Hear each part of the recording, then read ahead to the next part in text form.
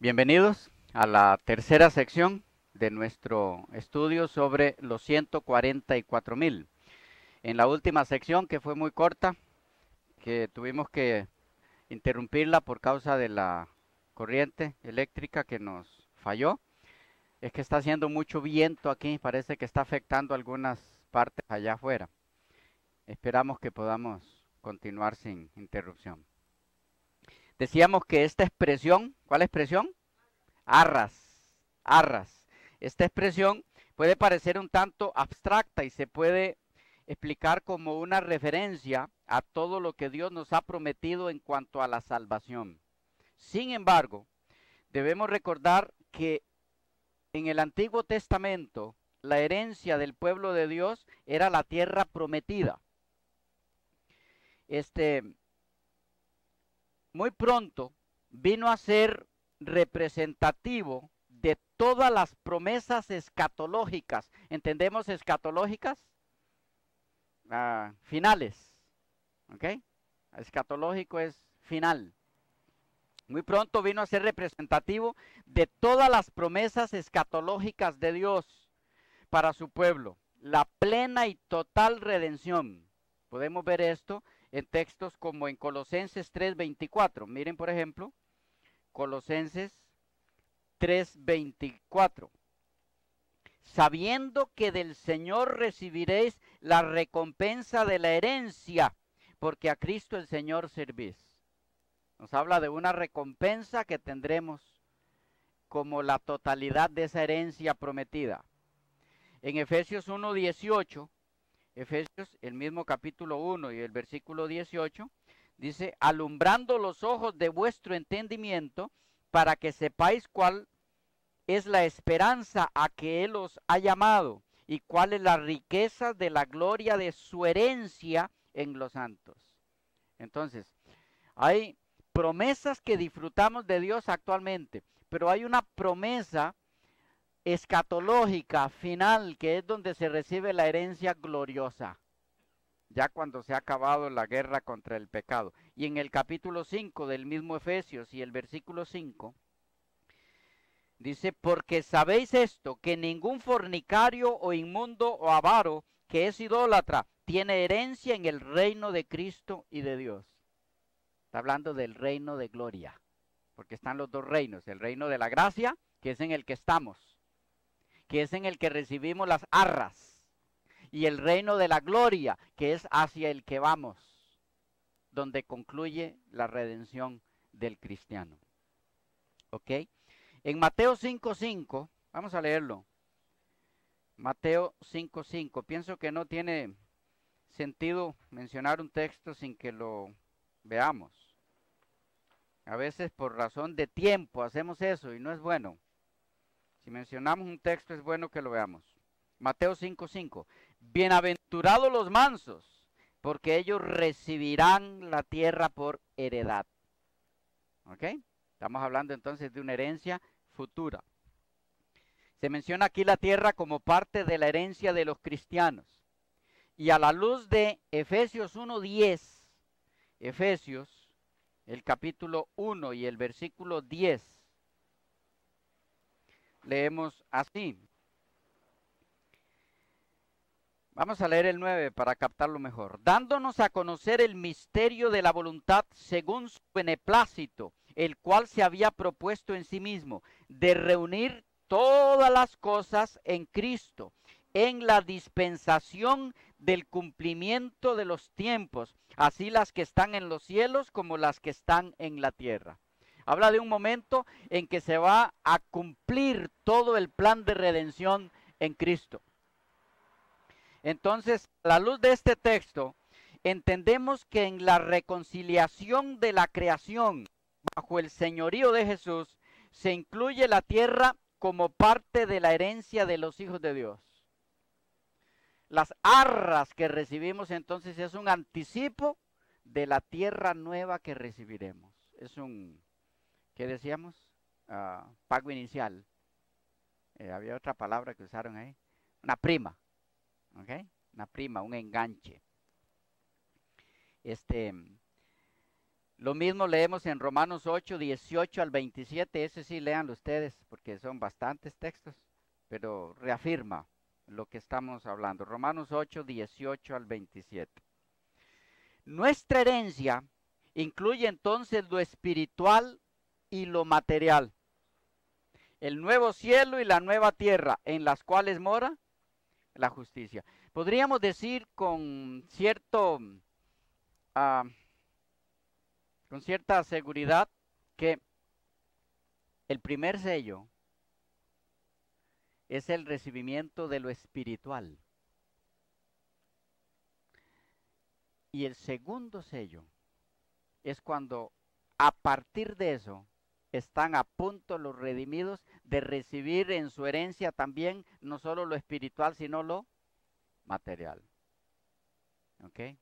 Si queremos hacer una comparación en ese sentido.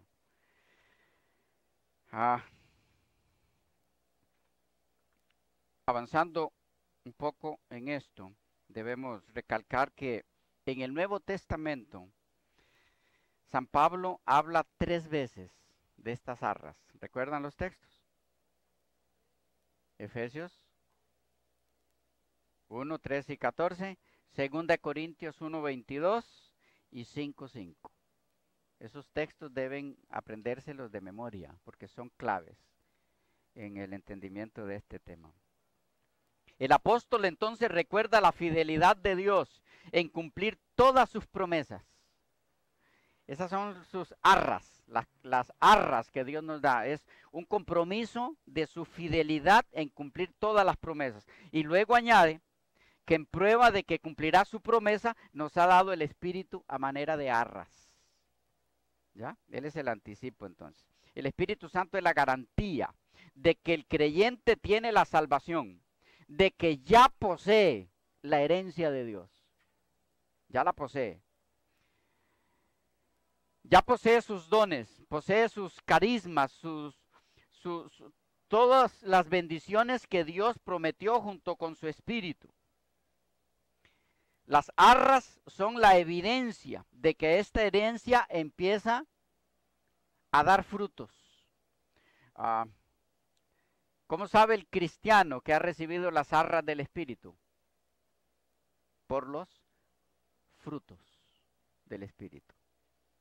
Porque son precisamente los frutos del Espíritu los que le capacitan para vivir luego en la herencia prometida, la tierra nueva. Por eso, cuando se habla de las bienaventuranzas, se habla de que ellos recibirán la tierra por heredad. ¿Ok? Las arras del Espíritu son una prenda del cumplimiento de las promesas divinas. Hay una declaración aquí del comentario exegético y explicativo de la Biblia, el tomo 2, el Nuevo Testamento. En la página 470, explicándonos esto, dice así: el Espíritu Santo, como un sello, imprime en el alma, en el acto de la regeneración, la imagen de nuestro Padre. ¿Captaron eso? El Espíritu Santo, como un sello, imprime en el alma, en el acto de la regeneración, la imagen de nuestro Padre. El acto de haber sido sellados por el Espíritu Santo se menciona como un hecho que ya ha pasado, ya ha ocurrido. Sigue diciendo este comentario: el testimonio a nuestro corazón de que somos hijos de Dios y sus herederos. Eso es las arras. El testimonio a nuestro corazón de que somos hijos de Dios y sus herederos. Dice más: es el testimonio con el Espíritu Santo de la promesa, del sellamiento del Espíritu Santo con la promesa. El Espíritu prometido, tanto en el Antiguo como en el Nuevo Testamento, prometido en Joel 2:28, en Zacarías 12:10, y cumplido en Juan 7:38 y 39. Dice: la palabra de verdad prometió el Espíritu Santo. La palabra de verdad, el Antiguo Testamento, prometió el Espíritu Santo. Aquellos que creyeron la palabra de verdad fueron sellados por el Espíritu según la promesa. Y termina diciendo este mismo comentario, que es las arras de nuestra herencia, la primera cuota pagada como garantía de que el resto será pagado. Esto pueden confirmarlo en Romanos 8:23 y 2 Corintios 1:22, dice el comentario este. Entonces, el Espíritu Santo es la garantía personal de nuestra pertenencia a Dios. Es la prenda de nuestra herencia. Es llamado el Espíritu Santo, el pago parcial que se entrega como prueba de que la suma total será satisfecha. No podemos sentir, más bien nos podemos sentir seguros, nos dice otro comentario, agarrados a la mano protectora del Padre Todopoderoso. Y hay varios comentarios más. Le leo de otro autor comentando Efesios. Dice: cuando creemos en Cristo con una fe salvadora, Él nos da un sello, una evidencia de que ahora ya somos de Él. ¿Captamos lo que significa el primer sello? Esto está en Efesios, 14 estudios en Efesios para grupos de la comunidad de Gen Van Not, en la página 18. Cuando creemos en Cristo con una fe salvadora, Él nos da un sello, una evidencia de que ahora ya somos de Él. Esta evidencia es el mismo Espíritu de Dios en nosotros. A esto es lo que llamamos el testimonio del Espíritu. ¿Ya? Un poquito claros en lo que significa arras. ¿Sí? ¿Lo dejamos por ahí? ¿Alguna pregunta? Claros. ¿Qué es entonces las arras de nuestra herencia? Leo una declaración más que sintetiza, resume esto, del comentario sobre la epístola a los Efesios por G.H. Leis, Casa Bautista de Publicaciones, El Paso, Texas, Estados Unidos, 1946, la página 36 y 37. Dice así: esto es el espíritu de promesa que está en nosotros y que nos ha sellado en Cristo. La palabra arras es la traducción de una palabra que pasó del hebreo al griego, que significa una parte del precio, o lo que es pagado como garantía del pago de todo después. El Espíritu Santo en nuestros corazones es la garantía de la herencia de Dios en nosotros. O en otras palabras, somos los poseedores de la herencia de Dios. El Espíritu Santo es la garantía de parte de Dios de que este arreglo de nuestra salvación personal o de que somos su herencia está establecido y que Dios no anticipa la posibilidad de no completar hasta el fin lo que Él ha comenzado a hacer para nuestra salvación. Es la garantía que Dios nos ha dado de nuestra salvación eterna en Cristo Jesús. Termina diciendo este autor: no debemos orar pidiendo que Dios nos salve en el último día. Esto es interesante lo que él dice. No debemos orar pidiendo que Dios nos salve en el último día, porque ya nos salvó y nos ha dado lo que podemos llamar el primer abono del cielo, de la vida eterna, en la presencia del Espíritu Santo en nuestros corazones. ¿Captaron eso? No debemos orar, Señor, sálvanos en el día final. No, las arras del Espíritu son las evidencias de que Él nos salvó. ¿Estamos claros? Los frutos del Espíritu en mi vida, que son las arras, deben decirme que soy salvo. Si es que los frutos del Espíritu están en mi vida. Es por eso que habla la palabra de Dios en cuanto al plan de redención como un proceso, como un plan que tiene un comienzo y una conclusión, un inicio y un final, donde las arras del Espíritu, el sello inicial del Espíritu es el comienzo y el sello escatológico es el final. En palabras del mismo apóstol Pablo, en Filipenses 1:6, estando persuadido de esto, que el que comenzó en vosotros la buena obra, ¿cómo la comenzó? Con las arras, con el primer sello. Estando persuadido de esto, que el que comenzó en vosotros la buena obra, Él la perfeccionará hasta el día de Jesucristo. ¿Ok? Pero esto significa entonces que todo el que recibe el primer sello, recibirá el segundo. Cuidado.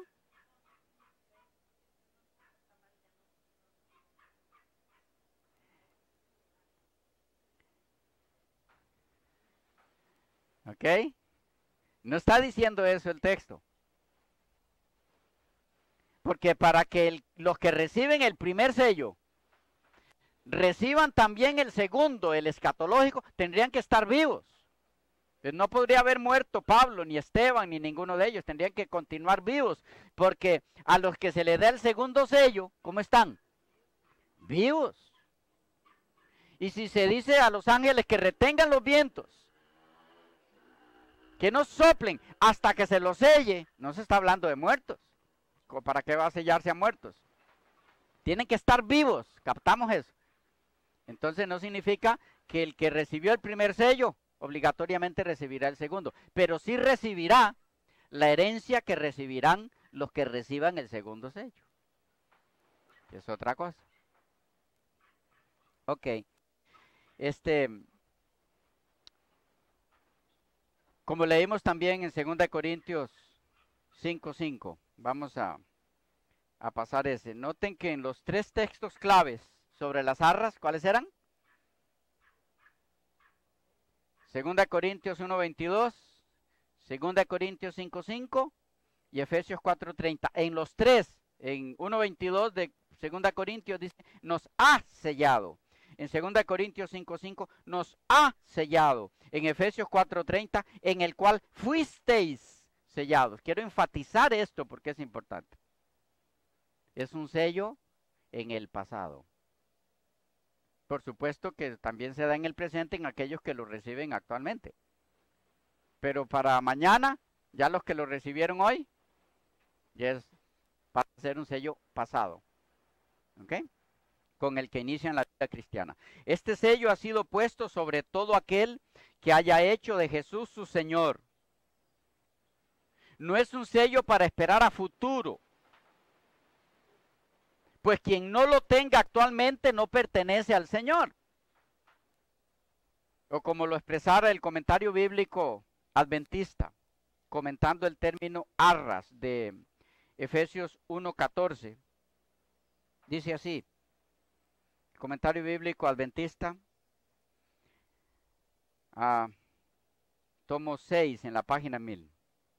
La idea general de este pasaje, Efesios 1:14, es que el Espíritu Santo había sido prometido en la palabra de Dios y cuando los creyentes aceptaron esa palabra recibieron el Espíritu Santo y fueron sellados. Este sellamiento es a su vez una garantía adicional del cumplimiento final de todas las promesas divinas hechas al hombre. Y respecto al sello mencionado en 2 Corintios 1:22, este mismo comentario agrega: el sello que Dios coloca sobre hombres y mujeres los reconoce como hijos e hijas del Altísimo, como confirmados en Cristo y dedicados a su servicio. ¿Estamos captando que ese es el primer sello? Y finalmente, comentando el sello de Efesios 4:30, dice: en un pasaje anterior, capítulo 1, verso 2 al 13, se dice que los creyentes fueron sellados en Cristo. Aquí se afirma que son sellados por el Espíritu Santo. La recepción del Espíritu Santo en la conversión es la refrendación divina de que el creyente es aceptado, que la aprobación celestial descansa sobre su elección y su vida cristiana. Creo que es suficiente, ¿verdad? Para entender el concepto. A estas alturas de nuestro estudio, es bueno preguntarnos: ¿tiene algo que decirnos la inspiración a través de los escritos de Elena de White respecto al primer sello del que hasta aquí hemos tratado, el sello actual de los hijos de Dios? Algunas declaraciones entre otras.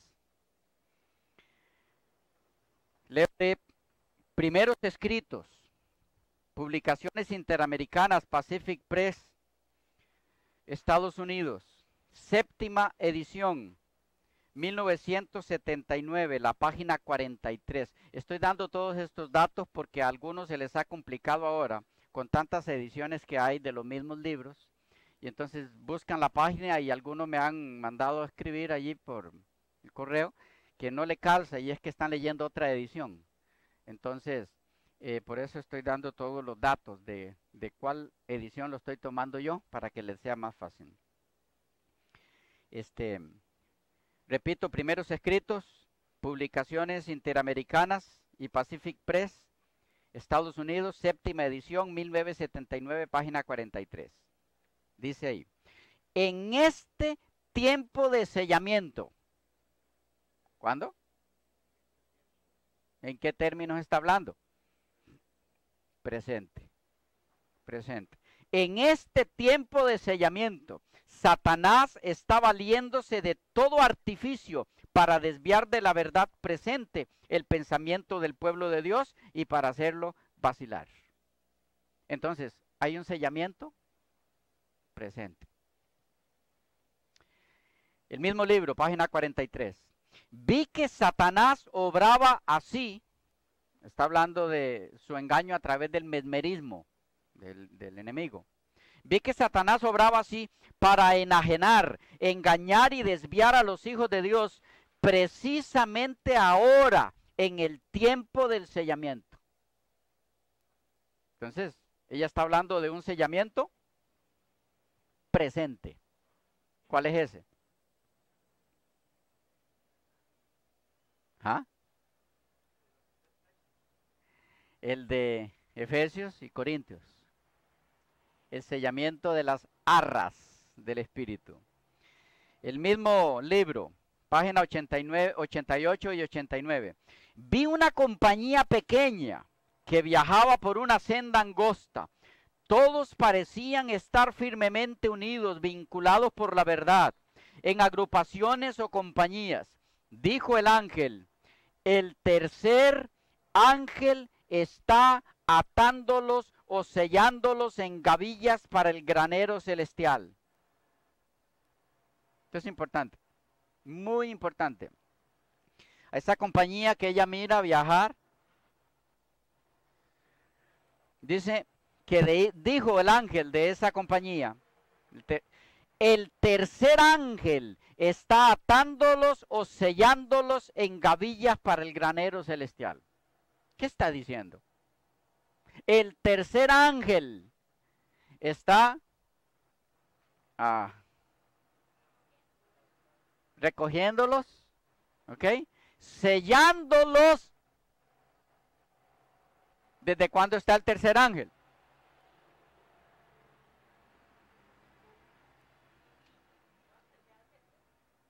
¿Ah? Cronológicamente, ¿desde cuándo se empieza a dar el mensaje del tercer ángel? 1844 en adelante. Pero ya desde esa época para acá, dice ella que el tercer ángel está sellando. Este es el sello que vamos a ver luego en algún momento, cuando se lee por allí, o del que se lee que la hermana X murió sellada. Y algunos dicen, ve, entonces ella va a ser de los 140. No, es que está hablando del primer sello. ¿Estamos? ¿Ok? Este mismo libro, página 118. Vi luego el tercer ángel. Dijo mi ángel acompañante, su obra es terrible, su misión es tremenda. Es el ángel que ha de separar el trigo de la cizaña y sellar o atar el trigo para el granero celestial. Estas cosas debieran absorber completamente la mente y la atención. Lo mismo. De paso, aquí hay un elemento nuevo que no vamos a tocar hoy, solo por mencionárselos. Dice que es el tercer ángel el que separa trigo de cizaña. Entonces, ¿desde cuándo está separándose el trigo de la cizaña? Es allá en la segunda venida. Si es el tercer ángel que separa. Pero es otro tema. Página 58 del mismo libro. El tiempo del sellamiento es muy corto y pronto terminará. ¿Qué hay ahí? El tiempo del sellamiento es muy corto y pronto terminará. ¿Qué implica pronto terminará? Póngase en el tiempo en el que ella está escribiendo. Y dice, el tiempo del sellamiento es muy corto, pronto terminará. Que queda poco tiempo, pero implica otra cosa más. ¿Ah? Sí, pero está diciendo algo más al decir pronto terminará. Que ya empezó. Si no, ¿cómo va a decir pronto terminará? Si no ha empezado. Entonces hay un sellamiento que ya en tiempos de la hermana White se estaba dando. Pero ¿cómo puede ser ese el sellamiento de los 144,000 si a los ángeles se les dice deténganlos? Porque no hemos sellado a los 144,000. ¿Captan por qué no puede ser el mismo?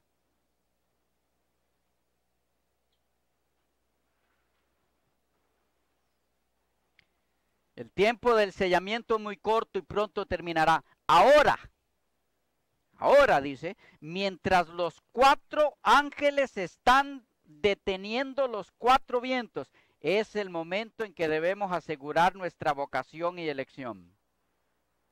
Aquí hay algo importante. Dice que en cualquier momento, ahora, esos vientos dejan de ser retenidos.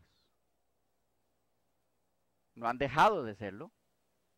Siguen retenidos. Ahora vamos a leer por qué sabemos que siguen retenidos. Por lo tanto, el sellamiento de los 144,000 no se ha dado. ¿Ok? Pero sucede en cualquier momento. Que no fue el tiempo también, ¿verdad? ¿Ok? Quedamos por aquí y pasamos a la próxima sección en la próxima ocasión.